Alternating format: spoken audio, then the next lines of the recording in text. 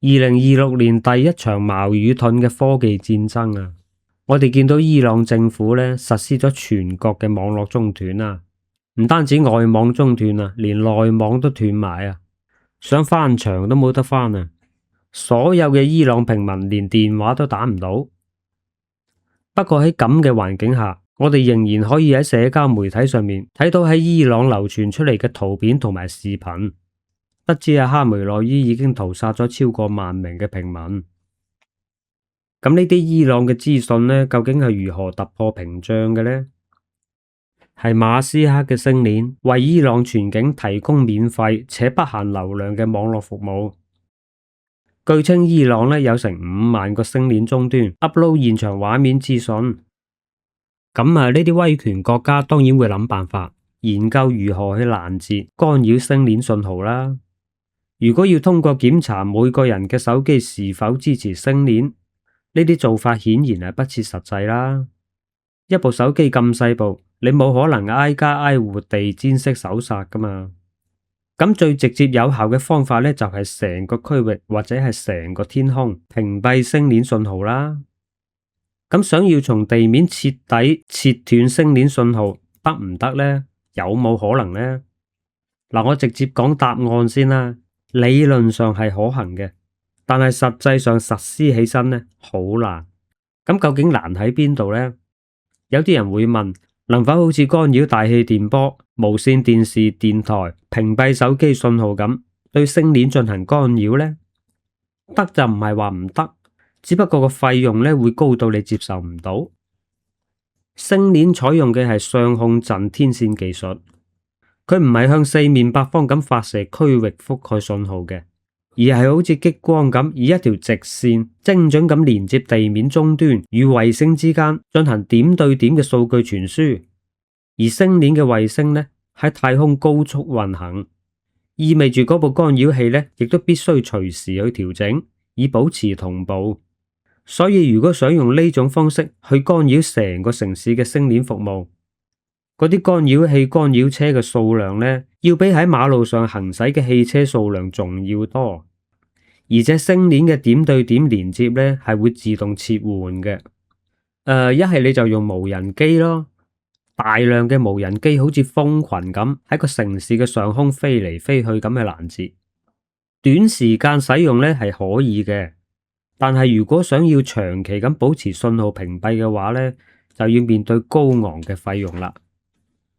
星鏈呢係已經裝備咗星間激光鏈路技術，利用紅外激光喺空間嘅衛星與衛星之間進行高速、高容量嘅數據傳輸。呢個係一種自由空間光學通訊技術啊 ，Free Space Optics， 簡稱 FSO 啊，以精確嘅指向、捕獲同追蹤系統實現數千公里間嘅通訊。具備低延遲、不受電磁干擾、無需地面中轉。呢個技術咧就係對抗封鎖用嘅技術。星鏈喺研發嘅時候咧，已經預咗有人會封鎖佢嘅，預判咗你嘅預判啊！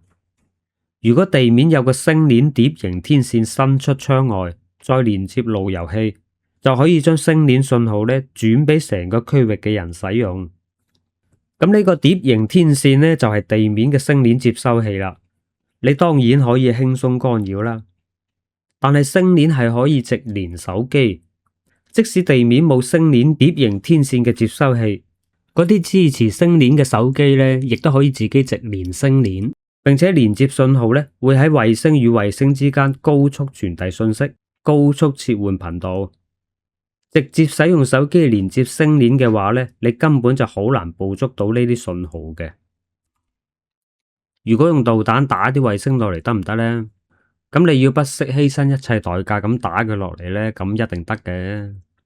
只不過 SpaceX 呢，一次就可以發射幾十粒衛星上去，一粒衛星嘅成本呢就60到80萬美金，而你一支能夠打到衛星嘅導彈造價呢，幾千萬美金。而且你呢頭打完呢 SpaceX 即刻就可以發射新嘅衛星上去補位。況且星鏈衛星嘅數量呢係數以萬計嘅，你有幾多錢去打先？所以用導彈打衛星呢一招咧，又係行唔通嘅。咁啊，根據國內媒體報道咧，中國電科集團咧就話出咗一款專門用嚟對付星鏈嘅干擾器，一部咁嘅干擾器咧就能夠喺幾百米嘅範圍內咧切斷星鏈信號，而且體積細、重量輕，一個人就能夠孭住佢周圍行嘅，亦能夠裝備喺無人機上面部署。佢專門針對星鏈終端常用嘅 Q 同卡頻道進行攔截，來自智能頻譜分析模塊，能快速識別星鏈嘅跳頻、擴頻規律，再生成針對性嘅干擾信號，壓制有效信號，令到終端無法與衛星建立穩定連接。就算星鏈接收器終端不停咁切換頻率，亦能夠被壓制。根據中電科防務展現場資料顯示，呢套干擾器重量咧控制喺單兵可背負範圍內。咁啊，一個美軍嘅三角洲特種部隊嘅負重咧就40公斤，100磅左右。咁我估計咧，呢啲咁嘅干擾器，即使佢真係起作用嘅話，局部小範圍封鎖咧，應該係可以做到嘅。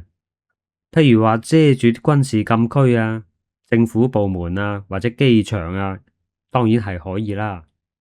但係如果要成個城市咁持續封鎖咧，就要喺個城市裏面密密麻麻咁鋪設呢啲干擾器。咁啊，嗰個畫面諗起都覺得幾壯觀嘅。咁啊，值唔值得咁樣做咧？況且人哋星鏈咧會不斷升級。一粒星鏈衛星嘅壽命咧就5到7年，當佢更換嘅時候咧，技術又跟住更新喎。星鏈係一個收費系統，佢係賺住錢去更新嘅，而你嗰啲干擾器咧就只有支出就冇收入，到時你啲干擾器咧又要跟住更新，好撚戇鳩嘅一件事咯。星鏈憑借住龐大嘅數量同埋先進嘅技術，傳統嘅信號封鎖咧已經失去作用噶啦。中國官方已經講明，使用星鏈咧係屬於違法。2025年嘅7月咧，喺雲南已經捉咗一單走私販賣星鏈終端設備嘅案件噶啦。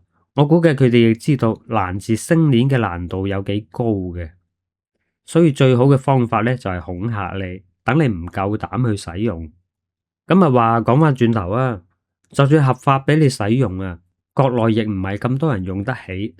個人或者家庭使用嘅話咧，淨係接收器嗰啲硬件費用咧就要250蚊到600蚊嘅美金，月租咧最平嗰檔都要85到120蚊美金一個月噶啦。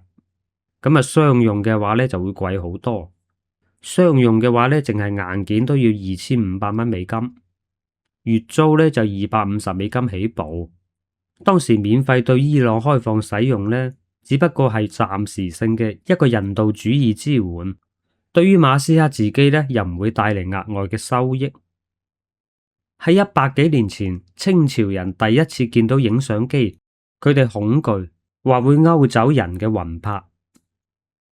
啱啱鋪鐵路嘅時候咧，清朝人又喺度喊，指住啲蒸汽火車咧喺度聲嘶力竭，呢啲鋼鐵怪獸會破壞大清嘅龍脈。當我哋喺度嘲笑清朝人無知嘅時候，其實依家只不過係重複緊同一套恐懼。記得啱啱有 WiFi 嘅時候，國內嘅手機咧係禁止有 WiFi 功能嘅。喺依家2026年，對星鏈嘅抵觸，何嘗唔係同一套恐懼呢？喺呢類人嘅認知裏面，仍然係自己不掌控嘅未知等同於危險，別人創新嘅先進必藏着陰謀。思維仍然停留喺非我族類，其心必異嘅石器時代。清朝嘅封鎖錯過咗參與工業革命嘅機會，現在嘅恐懼注定咗與第4次工業革命無緣。OK，今日講到呢度，多謝大家收睇，我哋下條片見啦，拜拜。